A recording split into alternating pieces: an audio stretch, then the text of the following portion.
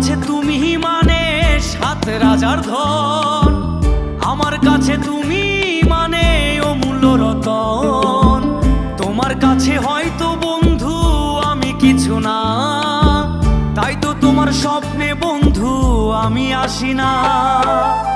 আমি মানে তুমি আর তুমি মানে আমি, আমার কাছে আমার যে বন্ধু তুমি দামি।